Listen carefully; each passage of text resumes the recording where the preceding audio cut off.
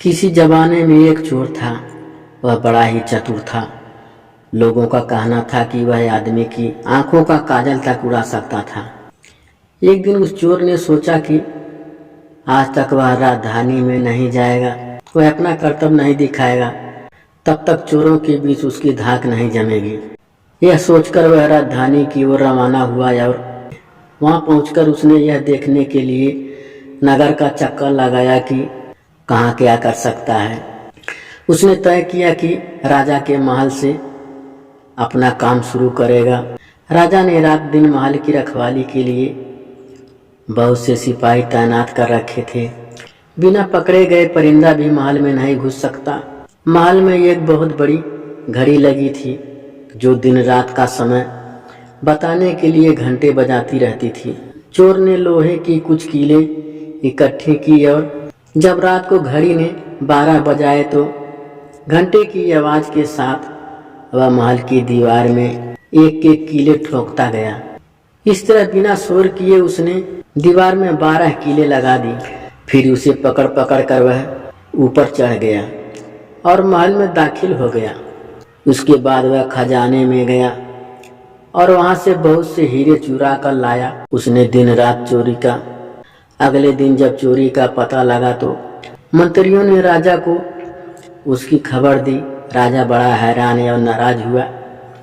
उसने मंत्रियों को आज्ञा दी कि शहर की सड़कों पर गश्त करने के लिए सिपाहियों की संख्या दुगनी कर दी जाए और अगर रात के समय किसी को भी घूमते हुए पकड़ा जाए तो उसे चोर समझकर गिरफ्तार कर लिया जाए। जिस समय दरबार में यह ऐलान हो रहा था, एक नागरिक के भेष में चोर मौजूद था। उसे सारी योजना की एक एक बात का पता चल गया। उसे फौरन यह भी मालूम हो गया कि कौन से 26 सिपाही शहर से गश्त के लिए चुने गए हैं। वह सफाई से घर गया और साधु का बाना धारण करके उन 26 सिपाहियों की बीवियों से जाकर मिला। उनमें से हर एक इस बात के लिए उत्सुक थी कि उसकी पति ही चोर को पकड़े और राजा से इनाम ले। एक एक करके चोर उन सबके पास गया और उनके हाथ देकर बताया कि वह रात उसके लिए बड़ी शुभ है। उसके पति के पोशाक में चोर उसके घर जाएगा, लेकिन देखो चोर की अपने घर के अंदर मत आने देना, नहीं तो वह तुम्हें दबा देगा। घर के सारे दरवाजे बंद कर लेना और भले ही वह पति की आवाज में बुलाता सुनाई दे, उसके ऊपर जलता कोयला फेंकना। इसका नतीजा यह होगा कि चोर पकड़ में आ जाएगा। सारी स्त्रियां रात को चोर के आगमन के लिए तैयार हो गई। अपने पतियों को उन्होंने उसकी जानकारी नहीं दी। इस बीच पति अपनी गश्त पर चले गए और सवेरे 4 बजे तक पहरा देते रहे। हालांकि अभी अंधेरा था, लेकिन उन्हें उस समय तक इधर उधर कोई नहीं दिखाई दिया तो उन्होंने सोचा कि उस रात को चोर नहीं आएगा। यह सोचकर उन्होंने अपने घर चले जाने का फैसला किया। ज्यों ही वे घर पहुंचे, स्त्रियों को संदेश हुआ और उन्होंने चोर की बताई कार्रवाई शुरू कर दी। फल यह हुआ कि सिपाही जल गए और बड़ी मुश्किल से अपनी स्त्रियों को विश्वास दिला पाए कि वे ही उसके असली पति हैं और उसके लिए दरवाजा खोल दिया जाए। सारे पतियों के जल जाने के कारण उन्हें अस्पताल ले जाया गया। दूसरे दिन राजा दरबार में आया तो उसे सारा हाल सुनाया गया।